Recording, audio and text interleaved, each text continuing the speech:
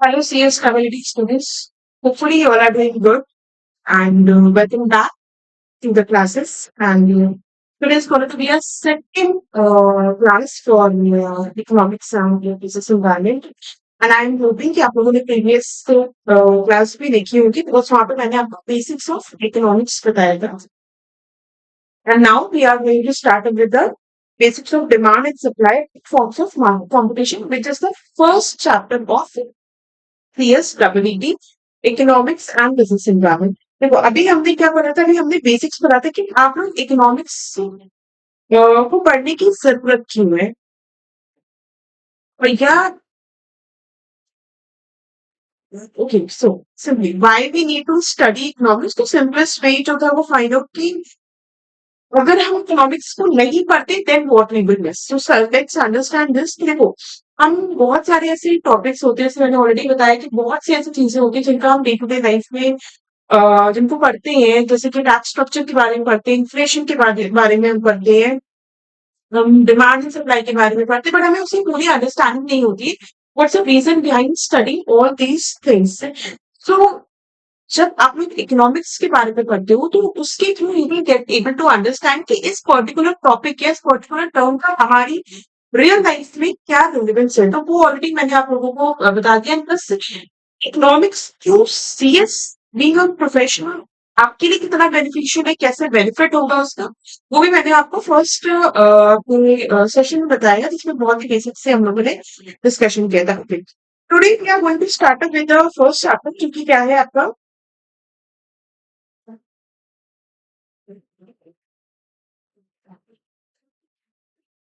Basics of demand and supply. ठीक है, हम स्टार्ट करते हैं.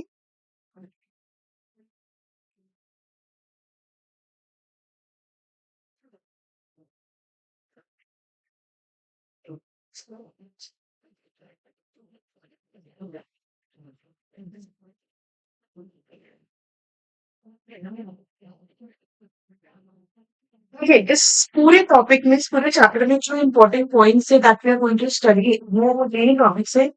Theory of demand and supply, exceptions क्या है लॉ ऑफ डिमांड की, इलास्टिसिटी ऑफ डिमांड क्या होती है, increase and decrease in demand and expansion and contraction of demand क्या होता है, फॉर्म्स ऑफ मार्केट कंपटीशन. तो अभी जब आप लोग as we will move on, ये सारे पॉइंट्स आपको अच्छे से समझ में आएंगे. ओके,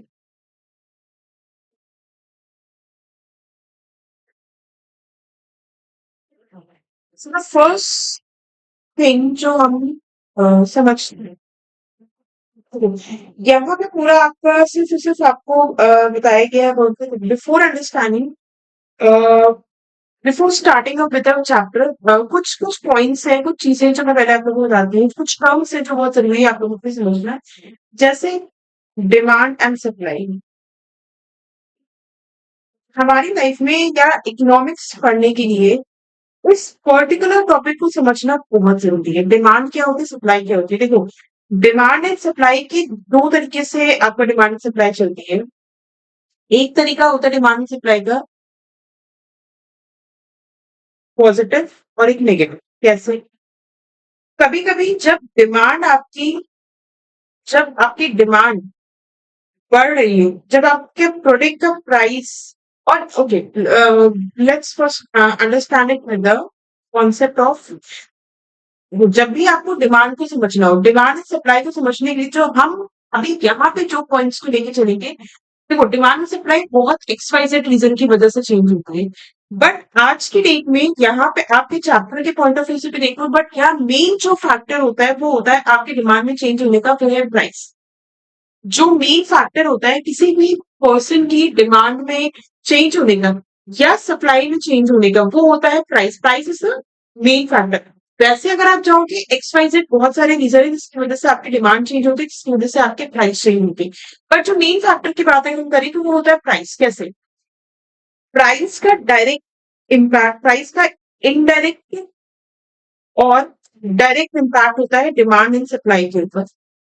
जब हम बात करते हैं डिमांड एंड सप्लाई की, तो देखो डिमांड को हमेशा हम समझते हैं कंज्यूमर के पॉइंट ऑफ व्यू से, कंज्यूमर, और सप्लाई को हमें समझना होगा सप्लायर के पॉइंट ऑफ व्यू से. सप्लाई को किसके पॉइंट ऑफ व्यू से समझना है? सप्लायर के पॉइंट ऑफ व्यू से। कैसे? देखो, अगर ये एक प्रोडक्ट है, ये एक प्रोडक्ट एक्स है, इसकी कॉस्ट आज की डेट में है 10 रुपए। ठीक है, इसकी कॉस्ट आज की डेट में क्या है? इसकी कॉस्ट आज की डेट में 10 रुपए। सपोज करो इस ये आपका डिमांड का कर्व है, ये प्राइस का कर्व है, ये डिमांड। प्रोडक्ट एक्स की जब प्राइस 10 रुपए थी, उसकी डिमांड इतनी थी। ठीक है, इस प्रोडक्ट का प्राइस बढ़ के 20 रुपए हो गया।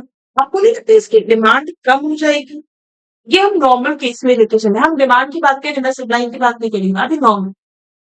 वही अगर प्रोडक्ट एक्स का प्राइस अगर घट के 5 रुपए हो जाए, तो यार लोग इसको खरीदने में ज्यादा लगेंगे ना। तो ये कैसा हुआ? ये हुआ आपका डाउनवर्ड स्लोपिंग कर्व। कैसे? जब प्राइस बढ़ा, डिमांड कम हुई, प्राइस घटा, डिमांड बढ़ी, तो ये कौन सा स्लोप हुआ? ये हुआ आपका downward sloping curve.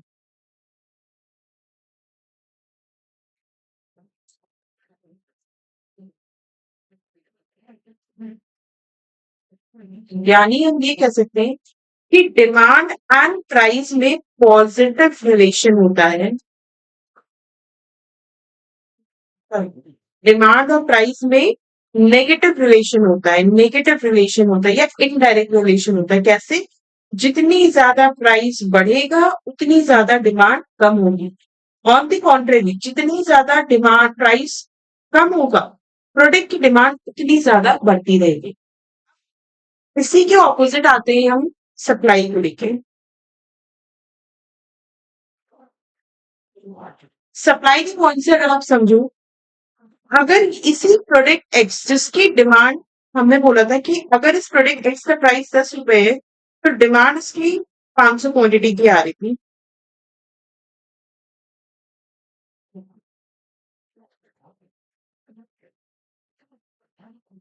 Demand 500 quantity की आ रही थी। अब यहाँ पे सप्लायर के पॉइंट से आप समझना, प्रोडक्ट एक्स की प्राइस बढ़ के 20 रुपए होगी, तो यार सप्लायर तो यही चाहेगा ना कि अगर प्राइस 10 से बढ़ के 20 हो गया, तो भाई कल को मैं अगर 100 क्वांटिटी मैन्युफैक्चरिंग कर रहा था, तो अब मैं एक काम करता हूँ, मैं इसकी 200 क्वांटिटी मैन्युफैक्चर कर लेता हूँ। ऑटोमेटिकली उसके हिसाब से क्या होगा? सप्लाई बढ़ जाएगी। वही प्राइस अगर 5 रुपए हो गया, तो यार इस प्रोडक्ट एक्स को बनाने में उसको रॉ मटेरियल भी तो उसका आज की डेट में उसको भाई रॉ मटेरियल की कॉस्ट उतनी ही है। बाकी जो एक्स्ट्रा इनडायरेक्ट एक्सपेंस है वो उसको उतने ही पड़े। लेकिन प्रोडक्ट का प्राइस घट के 5 रुपए हो गए, तो वो क्या करेगा? वो अपनी क्वांटिटी भी कम कर देगा। वो अगर 500 यूनिट पहले 500 यूनिट बना रहा था, प्राइस बढ़ने पे उसने 1000 यूनिट किया था, तो अब वो कम करके किसमें ले आएगा? वो 200 यूनिट पे ले कहेगा यार जब मुझे रॉ मटेरियल उतने का ही देना है, सब कुछ उतने ही देना है, भाई मैं अपनी जेब से भर के लगाऊंगा नहीं। तो वो क्या करेगा? वो क्वांटिटी कम कर देगा। तो ये कैसा हो गया? ये अपवर्ड स्लोपिंग कर्व हो गया, अपवर्ड स्लोपिंग। तो हम कह सकते हैं कि सप्लाई एंड प्राइस में कैसा रिलेशन होता है? Positive relation. देखो ये टॉपिक्स, ये टर्म अभी कहाँ यूज होगा, कि मैंने अभी आपको बेसिक अगेन बताया है। अच्छा, इस टर्म की यूसेज कहाँ होगी? वो जैसे जैसे हम लोग आगे बढ़ेंगे ना, आपको ये क्यों मैंने पहले बताया उसका रीजन समझ में आएगा, कि पहले मैंने आपको demand and price and supply and price के बीच का रिलेशन क्यों बताया, क्योंकि इसी एक फैक्टर से हम सारे हमारे फैक्टर्स को लिंक करेंगे। मैम क्या डिमांड सिर्फ प्राइस की वजह से चेंज होती है, या सप्लाई सिर्फ प्राइस की वजह से चेंज होती है? नहीं, ऐसा किसने कहा? हम ये भी मान सकते हैं कि प्राइस कांस्टेंट है, बिल्कुल। देयर आर मेनी फैक्टर जिसकी वजह से आपकी डिमांड, जैसे आपके कोई लग्जरियस गुड्स है, उनका प्राइस ना जितना बढ़ेगा ना, उनकी डिमांड उतनी बढ़ेगी। आप सबसे बड़ा एग्जांपल आप आईफोन का ले लो, जितना प्राइस बढ़ता है ना, उतनी डिमांड भी बढ़ रही होगी। तो वो एक्सेप्शनल गुड्स होते हैं, गिवन गुड्स, वो एक्सेप्शनल गुड्स होते हैं। या आपकी जो इसेंशियल कमोडिटीज होती है, वो एक्सेप्शनल केसेस होते हैं, जहां पे सॉल्ट है। सॉल्ट भाई आप कितना भी कर लो, सॉल्ट आप कितना भी कर लो, ऐसा तो है नहीं आज की डेट में अगर 10 रुपए का पैकेट सॉल्ट मिल रहा है, कल को 1 रुपए का मिलेगा। अगर आप आज की डेट में 1 किलो कंजम्पशन आपके घर में हो रहा है, कल को 1 रुपए का मिलेगा, तो आप महीने में 5 किलो का कंजम्पशन सॉल्ट करोगे नहीं? वो तो कंजम्पशन अभी भी 1 ही किलो का रहेगा ना भाई। प्राइस बढ़े कम हो, या सप्लायर आपका वो उसको बढ़ाने लगेगा? नहीं, वो तो उतना ही सप्लाई करेगा ना, उसको भी पता है कि इतने ही पैकेट बिकेंगे ना। उसी तरह ऐसा भी नहीं होगा कि 40 रुपए का पैकेट हो जाए तो भी आप जो है आप उसको उसकी सप्लाई करके कम कर, तो नहीं भैया आप 1 किलो यूज करते हो तो वो तो यूज हो गई ना। You can not make changes into. कुछ चीजें हैं जिनके ऊपर एक्सेप्शन केसेस है, वो ऐसी कमोडिटीज है या वो ऐसी सिचुएशन है जहाँ पे डिमांड और सप्लाई कांस्टेंट रह सकती है। डिमांड और सप्लाई में चेंज हो सकता है despite of the fact that price is constant. But there are certain reason जहाँ पे आपके प्राइस एंड की वजह से डिमांड एंड आपकी सप्लाई के चेंजेस आ। ठीक है, ये तो हो गया बेसिक। अब अगर हम आते हैं अपने चैप्टर पे इकोनॉमिक्स का, क्यों हमने समझा कि इकोनॉमिक्स को पढ़ने की जरूरत क्यों है। तो पहली बात तो हमने ये जान लिया कि अगर हम नहीं पढ़ते हैं तो हम क्या मिस कर रहे हैं। ठीक है, देखो एग्जाम्पल हम लेके चलते हैं, तो ये तो देखो बेसिक हो गया ऑफ डिमांड सप्लाई। तो हमेशा याद रखिएगा कि डिमांड, प्राइस बढ़ा तो डिमांड कम हुई, प्राइस कम हुआ तो डिमांड बढ़ी, प्राइस बढ़ा तो सप्लाई बढ़ी, प्राइस कम हुआ तो सप्लाई बढ़ी। ये तो एक अलग फैक्टर हो गया। अब वापस से आते हैं हम अपने टॉपिक पे, इकोनॉमिक्स को पढ़ने की जरूरत क्यों है। हमने ऑलरेडी बोला कुछ टर्म्स होते हैं, कुछ चीजें होती हैं हमारी डे टू डे लाइफ में, चीजों को समझने के लिए हमें इकोनॉमिक्स को पढ़ने की बहुत ज्यादा रिक्वायरमेंट है। जैसे अगर हम एग्जांपल लें, हमारा एक रेस्टोरेंट बिल होता है, आप कभी उसको देखिएगा। अभी तक आपने, देखो आप में से बहुत ना, अभी जैसे जीएसटी के पॉइंट ऑफ व्यू से रेस्टोरेंट बिल का एक बहुत ही बड़ा फैक्टर है, जिसके थ्रू ना आपको मार्केट की बहुत सारी चीजों को समझ में आएगा। आप इसको इकोनॉमिक्स को समझने के लिए देख सकते हो। आपको जीएसटी समझना हो तो आप देख सकते हो। आपको इनकम टैक्स और प्रोविजन से बहुत सारी ऐसी चीजें, स्पेशली ये तो समझने के लिए तो आप अपना रेस्टोरेंट में जरूर देखो, आपको समझ में आएगा। जैसे उसमें सर्विस टैक्स की चीजें, जीएसटी किस बेसिस पे लग रहा है। तो when you see that bill ना, अभी तक आप जाते थे रेस्टोरेंट में काम चला रहे थे, बिल मिला, अरे ठीक है यार पेमेंट करो चलो चलते हैं। नो, उस बिल को समझना, उसमें क्या चीजें दी रहती हैं। जैसे आप अगर अपना रेस्टोरेंट बिल देखोगे तो देखो जो टैक्स चार्ज होता है ना बिल पे, वो तो विजिबल होता है। लेकिन हर एक, वो तो ठीक है, हमने हमने 1200 का चीज का ही उस पे हमारा सब 18% का टैक्स लगा, जितने परसेंट का भी लगा चलो, 5% का टैक्स लगा, हमने दे दिया, ठीक है। सपोज हमने उस पे 100 रुपए का टैक्स है, ये टैक्स हमको दिख रहा है। ये 1200 रुपए की कॉस्टिंग कैसे निकल के आई है, अब इसको भी तो समझना जरूरी है ना। हमने कहा कि हमने एक कॉफी पी और एक हमने सैंडविच खाया। कॉफी की कॉस्ट आई 600 रुपए, सैंडविच की कॉस्ट आई 600 रुपए, टोटल हुआ 1200। उस पे हमने 100 रुपए का जीएसटी पे किया, हमारा हो गया 1300 का बिल, हम पे करके चले गए।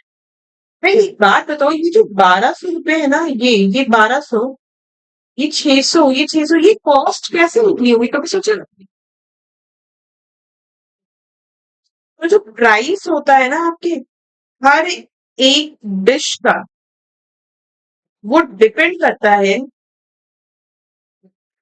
उसकी कॉस्ट ऑफ परचेज क्या, उस प्रोडक्ट को बनाने में, प्लस उसकी कॉस्ट ऑफ प्रोसेसिंग क्या है, यानी कि लेबर कॉस्ट कितना उस पे लगा है, या वेजेस कितने पे, उसके बेस पे डिसाइड होता है। यार एक कॉफी बनाने के लिए आप सोचो, कॉफी बनाने के लिए आपको क्या क्या चीज चाहिए होगा। आपको मिल्क चाहिए होगा, आपको कॉफी बीन्स चाहिए होंगे, आपको शुगर चाहिए होगा, और ऑफकोर्स आपको मशीन चाहिए होगा। अब ये सारी चीजें मिलके तो 600 रुपए का कॉस्ट डिसाइड कर रही है ना,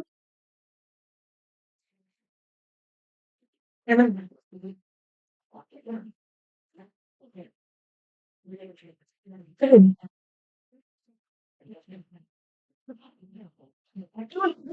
आप डिफरेंट रेस्टोरेंट में इसी कॉफी की कॉस्ट, अगर आप एक नॉर्मल ठेले पे पीने जाओगे ना, तो आपको शायद वो 50 रुपए की देगा। अगर आप उसको रेस्टोरेंट में पीने जाओगे तो वही कॉफी आपको 500 की देगा।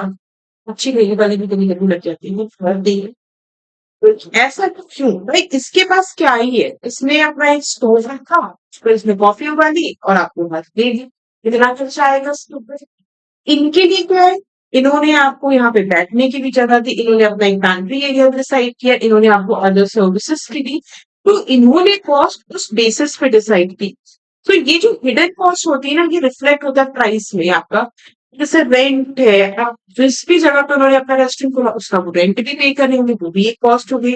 रॉ मटेरियल जो वो यूज कर रहे हैं वो कॉस्ट हो गई, वेजिटेबल जो यूज कर रहे हैं, डेली का सामान। तो ये सारी चीजें आपकी प्रोडक्ट की इकोनॉमी बता रही होगी कि वो प्रोडक्ट इतना कॉस्टली क्यों है। ठीक है, कंक्लूजन हम ये कह सकते हैं कि जब हम जब इकोनॉमिक्स को समझ रहे होते हैं ना, तो हमें इकोनॉमिक एक्टिविटीज में पार्ट लेना पड़ता है। आपको समझ में आना चाहिए कि कोई चीज आपके लिए कैसे रिलेवेंट हो रही है। तो ये एक बेसिक सी बात है कि इकोनॉमिक्स को पढ़ने की, उसको समझने की। इकोनॉमिक्स की ठीक है, आई इतना आप लोगों को अभी चीजें समझ में आ गई। अभी हम अपने मॉड्यूल में भी शुरू होंगे जहाँ पे we will be able to studies few more things. यहाँ पे डेफिनेशंस भी पढ़ेंगे, चीजों को we will cover it up.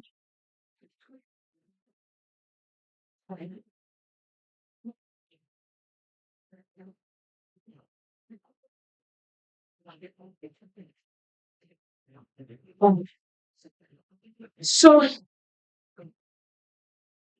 अभी अगेन मैंने अभी अभी जो भी चीजें हम लोगों ने पढ़ी, again it everything was basic things. ठीक है, तो हम स्टार्ट करते हैं आगे। इंट्रोडक्शन आप लोग एक बार रीड आउट करेंगे, चीजें बहुत अच्छे से समझ में आएगी। What are the reasons for studying the economics, क्यों हमें इकोनॉमिक्स को पढ़ने की जरूरत है। पहला रीजन है इकोनॉमिक फॉर सिटीजनशिप। यानी देखो, डे टू डे प्रॉब्लम्स में हमारे बहुत से ऐसे पॉलिटिकल एंगल्स या पॉलिटिकल प्रॉब्लम्स होते हैं जिसको हम अपनी कुछ ना कुछ स्ट्रैटेजी बना के सॉल्व कर रहे होते हैं, जिसको हम क्या कहते हैं, अपनी स्ट्रैटेजिक वे में सॉल्व करते हैं। इकोनॉमिक्स की अगर आपके पास बेसिक अंडरस्टैंडिंग होगी तो वो आपको सोसाइटी के बारे में समझने में हेल्प करेगा।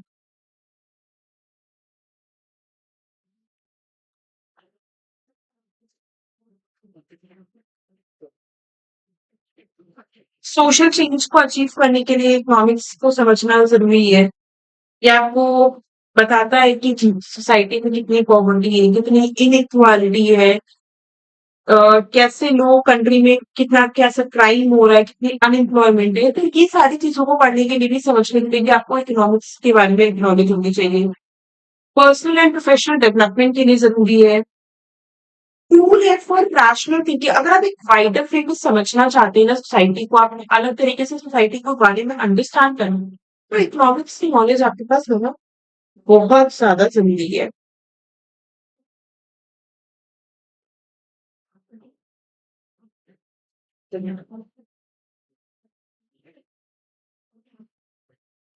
वो दो चीज इकोनॉमिक्स में और इम्पोर्टेंट है। अगर हम इकोनॉमिक्स की डेफिनेशन के ऊपर जाए या इकोनॉमिक्स को समझें तो दो और इम्पोर्टेंट चीजें, एक तो है आपकी स्कैर्सिटी, वो टर्म्स एक होती है चॉइस।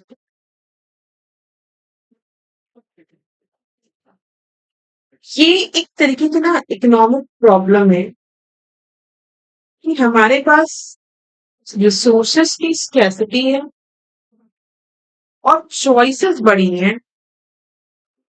हमारे पास चॉइसेस बहुत सारी हैं।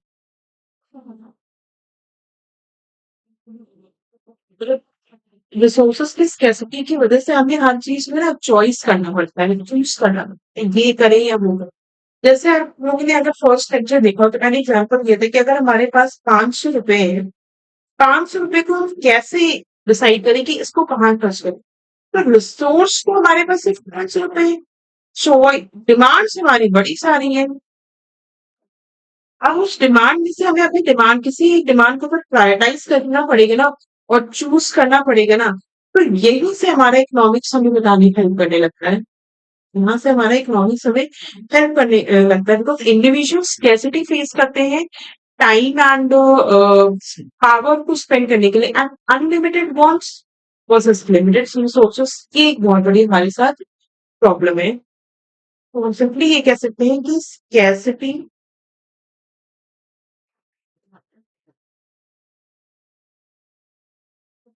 फोर्सेस स्कैर्सिटी किसके लिए हमें फोर्स करती है कोई भी चीज को चूज करने के लिए। एंड इससे क्या होता है इससे हमें एलोकेशन करना पड़ता है अपने रिसोर्सेस को। ये अगर आप समझ जाओ ना तो आप इकोनॉमिक्स को ऐसे ही समझ जाओगे। चलो, आप लोगों के लिए समझ में आते हैं। देखो आज भी हमने अभी कुछ ऐसी चीजें नहीं पढ़ी, बहुत हमने अभी बेसिक आपको डिमांड एंड सप्लाई के बारे में बात की, स्केर्सिटी एंड चॉइस के बारे में बात की। नेक्स्ट लेक्चर में हम लोग कोशिश करेंगे कि हम डेफिनेशंस को कवर करें, जितनी भी पॉसिबिलिटी होगी हम डेफिनेशंस को कवर करेंगे कि अलग अलग के ऑथर्स ने कुछ ना कुछ इकोनॉमिक्स को लेके definitions दी है, so we'll try to understand those definitions. Till then, do watch this lecture and pray, and we'll start up with the next session. So thank you so much and bye.